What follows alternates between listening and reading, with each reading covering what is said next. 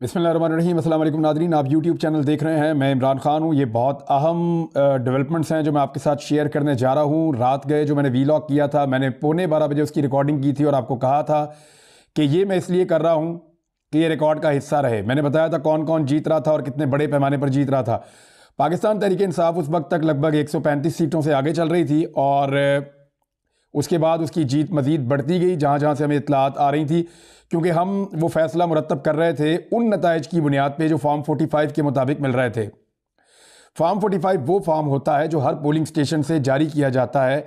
जो presiding officer, जो हर polling station के अंदर सरकारी ऑफिसर मौजूद होता है इलेक्शन कमीशन के अमले में, वो सिग्नेचर करके एक पेपर देता है कि इस पोलिंग स्टेशन का नतीजा ये है। उन नताइज के मुताबिक जो फॉर्म 45 के नताइज थे, उनके मुताबिक जो उम्मीदवार जीत रहे थे वो पाकिस्तान तहरीक इंसाफ के हमायत याफ्ता उम्मीदवार थे और वो सिंपल मेजॉरिटी से काफ़ी आगे निकल रहे थे। यानी अगर मैं आपको ये कहूँ कि वो 2/3 अक्सरियत की तरफ जा रहे थे तो ये गलत नहीं होगा। लेकिन उसके बाद फिर नताइज रोक दिए गए, नताइज रोके गए और पाकिस्तान में लगभग रात को 3 बजे 4 बजे तक तो नताइज रुके हुए थे और उसके बाद फिर नतीजे आना शुरू हुए वापस। 6 घंटे, 5 से 6 घंटे की ताखीर हुई, नताइज रुके। एक्चुअली हुआ क्या, अब मैं आपको ये बताता हूं, क्योंकि मैं इस कहानी के पीछे पड़ा हुआ था कि समझ आनी चाहिए कि ये 5-6 घंटे क्यों लिए गए। पूरे पाकिस्तान के अंदर एक ट्रेंड बन गया था। कोई भी ये एक्सपेक्ट नहीं कर रहा था कि पब्लिक इतने बड़े पैमाने पर निकल कर इस तरह से वोटिंग कर देगी। इमरान खान का जो एक दावा था कि लोग निकलेंगे और इमरान खान को बहुत ज़्यादा वोट करेंगे, वो दावा किसी को यकीन नहीं था, लेकिन वो दावा दुरुस्त साबित हुआ और उसके बाद लोग निकले और इतने बड़े पैमाने पर वोटिंग हुई कि मैनेज करना मुश्किल हो गया। कहीं 40,000 की लीड है, कहीं 60,000 की लीड है, कहीं 70,000 की लीड है। इस तरह पाकिस्तान तहरीक इंसाफ आगे चल रही थी। नवाज शरीफ जो विक्ट्री स्पीच करने के लिए बैठे हुए थे अपने ऑफिस में अपने साथियों के साथ, और उन्होंने वहां पे जीत की, फतह की एक स्पीच करनी थी और उस सुबह भी नवाज शरीफ साहब ने कहा था कि सिंपल मेजॉरिटी उनको मिलेगी और वो बार बार यही डिमांड करते रहे हैं। पाकिस्तान में अपने ताल्लुक वालों के साथ वो यही कहते रहे हैं कि हमें सिंपल मेजॉरिटी दिलवाई जाए। सिंपल मेजॉरिटी देंगे तो मैं मुल्क के मसले हल कर सकूंगा, वरना मैं नहीं कर सकूंगा। नवाज शरीफ को बार बार उसके सामने ये ऑप्शन रखा गया कि आप पाकिस्तान पीपल्स पार्टी के साथ इत्तेहाद करके एक हुकूमत बनाएं।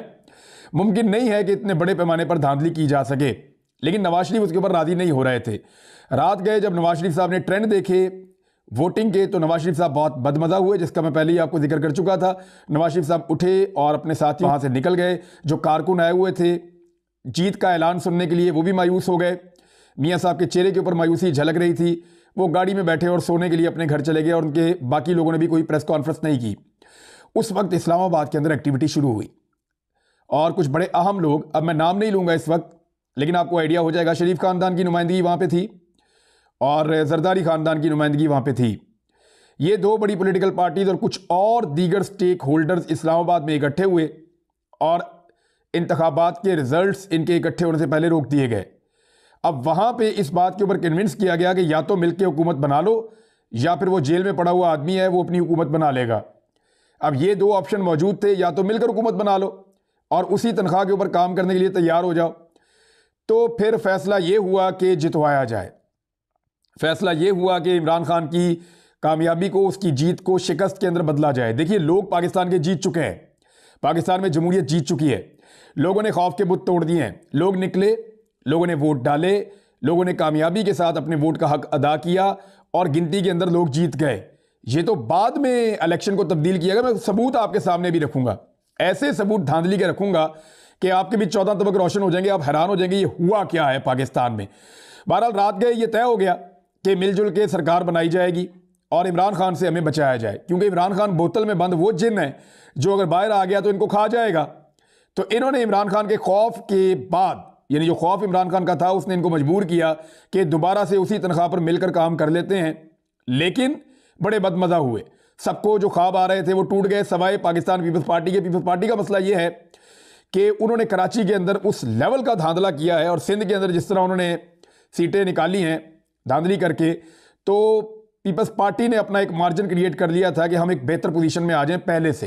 तो वो अपनी पोजीशन बरकरार रखने में कामयाब हुए और उसकी सबसे बड़ी वजह यह है कि पाकिस्तान तहरीक इंसाफ के हाथ और पांव बांध कर, उनसे बल्ले का निशान छीन कर, उनके ऊपर मुकदमे बनाकर, बगैर जलसों, बगैर रैलीज और बगैर बैनर और पोस्टर के, बगैर जो है वो पोलिंग एजेंट्स के और बगैर जो है वो पोलिंग कैंप्स के, हर चीज़ के बगैर उनको इलेक्शन लड़ाया गया, तो पीपल्स पार्टी ने इसका फायदा उठाया, पीएमएलएन उठा नहीं पाई। पंजाब के जो शहरी हैं वो निकले और उन्होंने मौका देखकर चौका मारा और नवाज शरीफ साहब जो हैं वो क्लीन बोल्ड हो गए इस मैच के अंदर। नवाज शरीफ साहब अपनी दोनों सीटें हार रहे थे जिस वक्त उठकर वो गए हैं, मानसेरा से भी और लाहौर से भी। यास्मीन राशिद तगड़ी लीड से उनको हरा रही थी। उसके बाद जब इस्लामाबाद वाला काम हो गया तो फिर हुआ क्या, फिर नताइज बदलना शुरू हुए। जो आम नताइज अब तक बदल चुके हैं मैं आपको बताता हूं। एक तो चौधरी सालिक हुसैन जो लगभग 1 लाख वोटों के करीब से हार रहे थे, चौधरी परवेज अली साहब की अहलिया से लगभग 1 लाख वोटों की लीड से वो जीत रही थी। वहां पे चौधरी सालिक हुसैन को जितवा दिया गया धांधली करके। अभी ये मामला कोर्ट में जाएगा। अच्छा ये याद रखिएगा, जितनी भी ये धांधली हुई है ना, ये सस्टेन नहीं कर पाएगा, ये मामले अदालतों में जाएंगे। और जो 4 सीटों वाला मामला था 2013 में, अब ये 40 सीटों का मामला होगा और ये इसको बर्दाश्त नहीं कर पाएगा निज़ाम। आप देखिएगा होगा क्या। इसके बाद मेजर ताहिर सादिक जीत चुके थे, इनको हरा दिया गया। आमिर मुगल इनकी जीत अनाउंस कर दी थी इस्लामाबाद के सहाफ़ियों ने भी, हर तरफ पता चल गया था, इनको हरा दिया गया। मेहर बानो कुरैशी, इनको हराने के लिए क्या कार्रवाई डाली गई है ज़रा ये मैं आपको बता देता हूं। जो नवाज शरीफ का हल्का है ना, वहां पे जो टोटल वोट कास्ट हुआ है, नवाज शरीफ के हल्के में टोटल वोट कास्ट हुआ है जी 2,94,000 तकरीबन वोट कास्ट हुआ है। मेहर बानो कुरैशी के हल्के में जो टोटल वोट कास्ट हुआ है वो तकरीबन 2,54,000, यानी को 50,000 वोट कम, 40,000 वोट कम पड़ा है मेहर बानो कुरैशी के हल्के में। नवाज शरीफ के हल्के में जो वोट मुस्तरद हुए उनकी तादाद देखिए अब 650 है नवाज शरीफ के हल्के में। मेहर बानो कुरैशी के हल्के में यही तादाद 16,555 है। क्यों? क्योंकि 9,000 के मार्जिन से यूसुफ रजा गिलानी के साहबजादे को इलेक्शन जितवाया गया है। सैयद अली मूसा गिलानी को 8,000 के मार्जिन से जितवाया गया है। तो 16,000 वोट बीच में से मुस्तरद कर दिए गए हैं सिर्फ मेहर बानो कुरैशी वाले। अब ये मुस्तरद वोटों को जब आप देखेंगे तो इसके अंदर जब ये मामला अदालत में जाएगा तो ये सीट वापस भी हो सकती है। तो ये मेहर बानो कुरैशी को हराया गया। यास्मीन राशिद साहिबा जो बहुत आगे जा रही थी नवाज शरीफ से, उनको हराया गया। और नवाज शरीफ वाले हल्के में क्या हुआ, जो गेम डाली गई नवाज शरीफ साहब के साथ बहुत बड़ा प्रैंक हो गया है। वो क्या हुआ मैं आपको भी पढ़ के सुनाता हूं। नूर आलम खान जो इलेक्शन हार रहे थे रात तक बहुत बुरी तरह, उनको जिताया गया क्योंकि उन्होंने ये कह रखा था कि मैंने मदद की है तो मेरी भी मदद की जाए। फिर अली एजाज भुट्टर, उनकी जगह पे अलीम खान को जिताने की कोशिश की जा रही है, वो अभी तक लड़ रहे हैं। महर शराफत कसूरी ये इलेक्शन जीत चुके थे। मरियम नवाज के बाद एक ही सूबाई असम्बली की नशिस्त थी जो लाहौर से वो लड़ रही थी। महर शराफत कसूरी के मुकाबले में रात गए, पुलिस की भारी नफरी मुख्तलिफ पोलिंग स्टेशन में पहुंची, घेरा डाला, पोलिंग एजेंट्स को बाहर निकाला, मार कुटाई की और महर शराफत के मुकाबले में मरियम नवाज को बहुत थोड़े से मार्जिन से जीता हुआ करार दिया। अयाज अमीर जिनके बारे में पूरा पाकिस्तान कह रहा था कि ये इलेक्शन नहीं हार सकते, तो अयाज अमीर को इलेक्शन हराया गया। राजा बशारत रावलपिंडी से 50,000 की लीड से जीत रहे थे, इनके साथ ज्यादती हुई। सेमाबिया ताहिर ये भी इलेक्शन जीत चुकी थी। शुएब शाहीन बड़े मार्जिन से जीत चुके थे। जरताज गुल वजीर 50,000 के मार्जिन से जीत रही थी। ये वो सारी सीटें हैं जहां पे अभी तक बड़ी बड़ी, मैं मेन सीट्स आपको बता रहा हूं जहां धांधली कर दी गई है। अभी आपको और बहुत सारी नशिस्तें ऐसी मिलेंगी जहां पे धांधली की जाएगी और ये मामला अदालतों में जाएंगे, ये ऐसे रुकेंगे नहीं। ये जीत भी बड़ी आर्जी नौयत की रहेगी और ये हुकूमत भी कोई अगर बन भी गई तो ये ज़्यादा चलती हुई दिखाई नहीं देगी। आलमी मुबस्सरीन जो पाकिस्तान के अंदर रिपोर्टिंग कर रहे थे, जर्नलिस्ट थे, उन्होंने बड़ी वजाहत के साथ इस बात को रिपोर्ट किया है कि पाकिस्तान में, और वो ये तासुर लेकर गए हैं पाकिस्तान से, यानी उनको जो भी उन्होंने कल के दिन से तासुर लिया वो ये है कि पाकिस्तान तहरीक इंसाफ सबसे बड़ी जमात है, उसने सबसे ज़्यादा वोट लिए हैं, उनकी सबसे ज़्यादा नशिस्तें हैं, लेकिन इसके बावजूद पाकिस्तान में सूरत हाल को बदला जा रहा है। अब होना ये चाहिए कि जिन सब लोग तो कर भी नहीं पाए क्योंकि बहुत सारे पोलिंग एजेंट्स को मारा गया है, उनको बाहर निकाला गया है, लेकिन जहां जहां पे जितने भी फॉर्म 45 मौजूद हैं पाकिस्तान तहरीक इंसाफ के हमायत याफ्ता उम्मीदवारों के पास, वो अपने फॉर्म 45 को गायब करें और महफूज मकामात पर मुंतकिल करें। और जो जीतने वाले उम्मीदवार हैं उनको भी महफूज मकामात पर मुंतकिल करें, चाहे उनको जीत को हार में बदल दिया गया हो। उम्मीदवार भी महफूज मकाम पर रहें, अपने फॉर्म 45 भी महफूज मकाम पर रखें, क्योंकि अब आपको गिरफ्तार करके आपसे फॉर्म 45 का तकाजा किया जाएगा। ये फॉर्म 45 अभी भी आपकी लाइफ लाइन बन सकते हैं, लिहाजा ये काम तो फौरी तौर पे करना चाहिए। जिन उम्मीदवारों को लगता है कि उनके साथ ज्यादती हुई है, अब आपको समझ आ रही होगी कि इलेक्ट्रॉनिक वोटिंग मशीन जो इमरान खान साहब लाना चाहते थे उसको क्यों मना किया गया। अगर आज पाकिस्तान में इलेक्ट्रॉनिक वोटिंग मशीन होती तो नतीजा कल रात 9 बजे तक पूरे पाकिस्तान में आ चुका होता 90%, और रात 12 बजे तक लोग सो गए होते पूरा नतीजा सुनकर, और उस नतीजे के ऊपर कोई उंगली भी नहीं उठा सकता था। तो इलेक्ट्रॉनिक वोटिंग मशीन को इसलिए नहीं चलने दिया गया कि धांधली करनी होती है, इलेक्शन को मैनेज करना होता है और इलेक्शन के नताइज को अपने मुताबिक तब्दील करना होता है, किसी को नवाजना होता है और किसी को नहीं नवाजना होता, और किसी को दबाना होता है, उसके साथ ज्यादती करनी होती है। मरियम नवाज लाहौर की दोनों सीटें हार गई थी, उनको कैसे जितवाया जा रहा है ये भी आपके सामने है।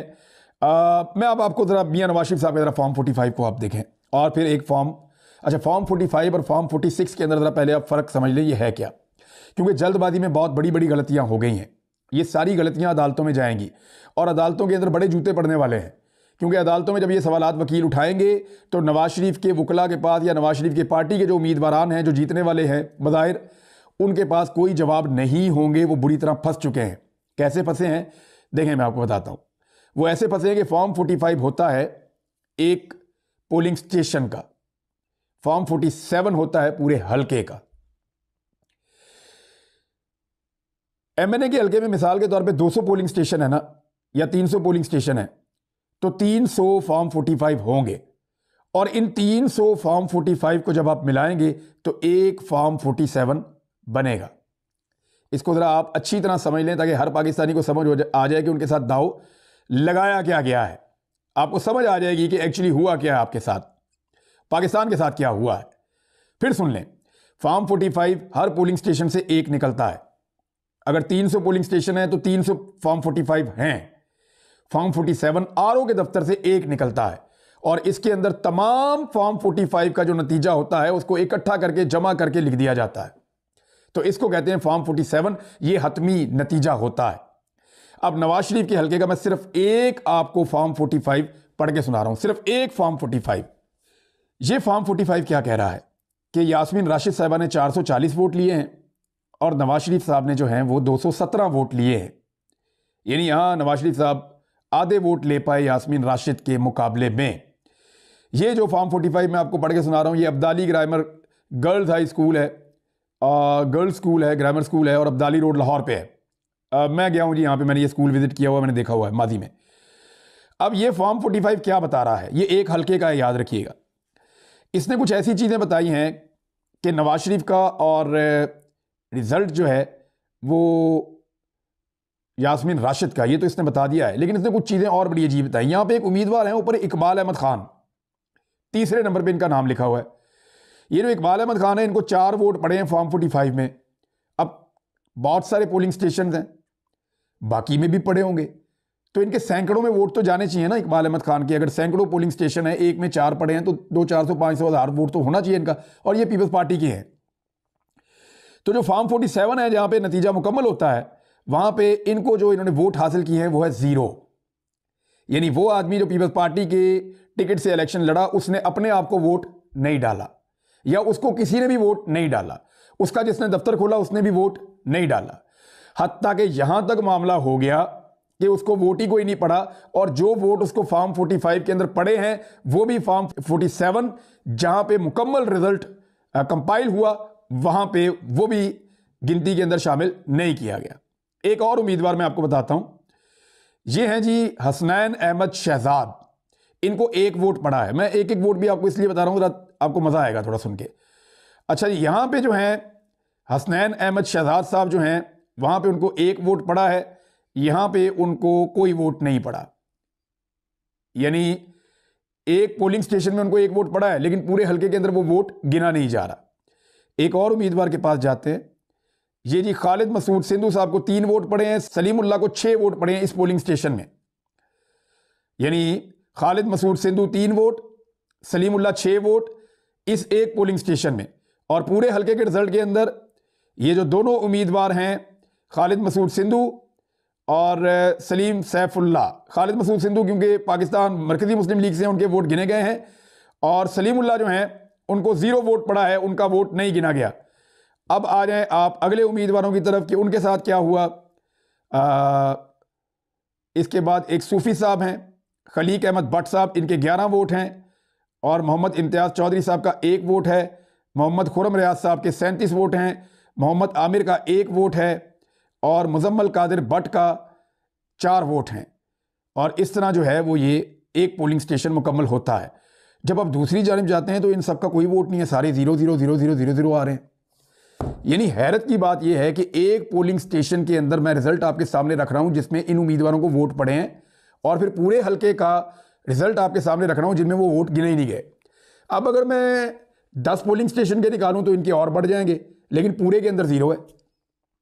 और अगर 100 पोलिंग स्टेशन के निकालूं तो इनके और बढ़ जाएंगे इन उम्मीदवारों के वोट, लेकिन पूरे हलके के अंदर जमाते इस्लामी और पीपल्स पार्टी को एक भी वोट नहीं पड़ा।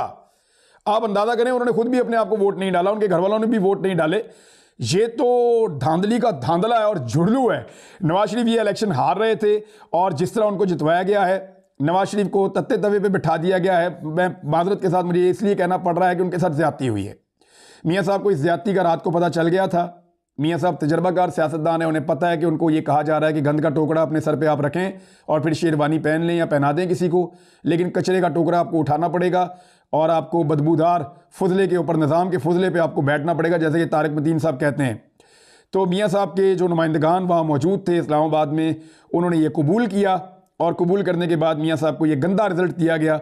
इस रिजल्ट के मुताबिक मियाँ नवाज शरीफ साहब की जीत अदालत के अंदर ठहर नहीं पाएगी अगर अदालत में थोड़ा सा भी इंसाफ हुआ तो नाजरीन, ये अब तक की सूरत हाल है। लेकिन इसके बावजूद अभी भी पाकिस्तान की सबसे बड़ी और तगड़ी सियासी जमात तमाम तर हथकंडे, तमाम तर जुल्म और जबर के बावजूद पाकिस्तान तहरीके इंसाफ साबित हुई है। पाकिस्तान के अवाम जीत गए हैं, पाकिस्तान के अवाम कामयाब हुए हैं। पूरी कौम को इसके लिए मुबारकबाद। आपने साबित किया कि आप जमहूरियत पसंद हैं, आपने साबित किया कि आप मुहिब वतन हैं, आपने साबित किया कि आप खौफजदा नहीं होते, आपने साबित किया कि आपको अपने मुल्क से अभी भी उम्मीद और लगाव बाकी है। बहरहाल जिसने जो करना है कर ले, ऐसी चीज़ें ज़्यादा देर तक टिकती नहीं हैं। अगले वीलॉग में कुछ और बड़ी आम चीज़ें आपको बताऊंगा, हम इसके ऊपर काम कर रहे हैं अभी। अपना ख्याल रखिएगा, अपने चैनल का भी। अल्लाह हाफिज़।